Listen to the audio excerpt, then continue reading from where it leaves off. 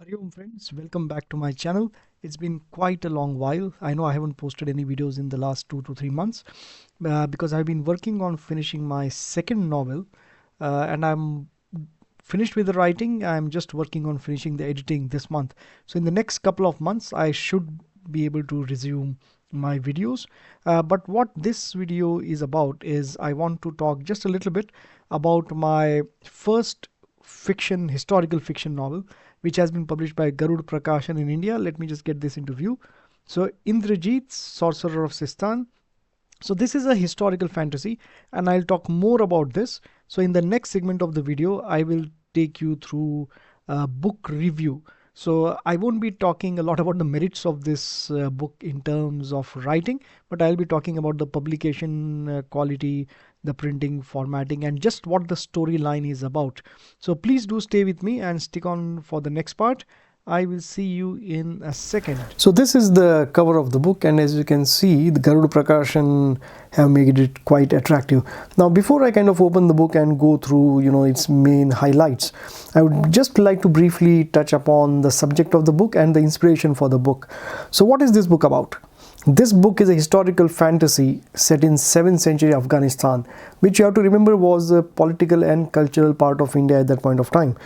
And this describes the struggle of the mighty Hindu Shahi dynasty of Kabul against the rampaging Islamic invaders who by that point had overrun Persia or Iran and were now looking to expand into Greater India.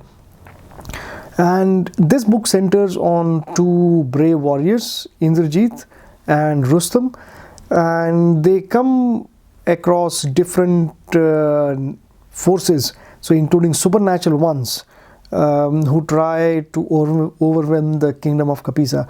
And this book describes, how they overcome these challenges, and it has got, an evil sorcerer, a shadowy villain, and even a talking skull. So I leave that for you to find out what's in the book. And while the book is a work of fiction, it is grounded in one solid fact. Afghanistan till 1000 CE, or the Common Era, was Hindu and ruled by the mighty Hindu Shahi dynasty of Kabul. So this book will be the first in a series of novels on the Hindu kingdoms of Afghanistan. And the key inspiration for this book is the great and late Shri Sitaram Goel's seminal work, Heroic Hindu Resistance to Muslim Invaders, 636 AD to 1206 AD. Now I read this book around the year 1999-2000, and till that point I was completely unaware of the Hindu Shahi kings of Afghanistan. So like a lot of teenagers from that age, now obviously awareness is much higher because of social media and the internet and so on, but till that point of time the only sources of information were either your school history textbooks, which had nothing, or if you were kind of enterprising enough, you would get access to a lot of other sources, but which was quite difficult because you had to go to libraries and get the right books and so on.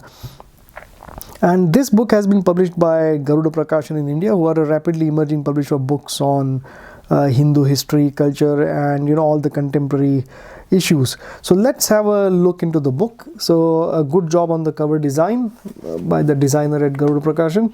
And this is the back of the book, which kind of gives the blurb, and you've got the ISBN number. So this is quite a compact format. As you would recognize, this is a paperback format, so roughly around, I'm not sure what the exact size is, but it's quite compact. And this is the spine of the book. So again, quite professionally well done. You have got the name of the series. So Indrajit will be the series. This is the first of the books in the series. And my name and the Garud Prakashan logo. So let's have a look at the title page. So again, the fonts and typesetting is all very professional. They are quite a professional outfit. So yeah, well done, Garud Prakashan. And this is kind of all the information, the disclaimers, the copyright, the ISBN. And this is a verse from Kalhana's Rajatarangini, which talks about the empire of the Shahis. So by his time, it had already been out of existence for almost over 100 years.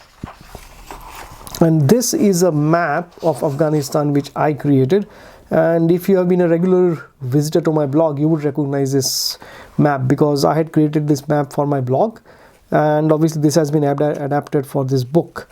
So this shows the modern borders of Afghanistan and the different key cities. So it doesn't have everything, but just some of the key cities which are referred to in this novel. Okay, let's turn this around, and you got the table of contents. So every chapter has got its own title, and you got acknowledgements. And when you buy this book, I would really like you to read the author's note, because this talks about my motivations and the inspiration for writing this novel. So let's move on. So chapter headings. What I've also done is I start each chapter with the traditional Hindu dating. I have used the Shalivahana era, and I've given the Gregorian conversion. So Shalivahana 1 Ashwina Shanivara Shalivahana era 604 equates to 23rd September 682 CE, and there's a timeline in the back of the book as well, which I'll show you as we go through. And for some of the terms, key terms like Amir, I've given a definition of what that term means just for easy access, because quite a few terms were new to me as well. So this just makes it easy to understand rather than just being a lot of words on the page. So yeah, so the typesetting is pretty good. I really like the way it was typeset. You got the footnotes, and I've tried not to go overboard with the footnotes. Okay, so we'll just go through this. So it's you can say it's pretty nicely done. So I'll just skip rapidly through because there isn't much except the text, and we'll just hop to the end. Okay, just skip past that. So this is the timeline of events, and this is quite a handy reference to understand what are the key events. And again over here I've given the Gregorian date and the Hindu calendar date as well.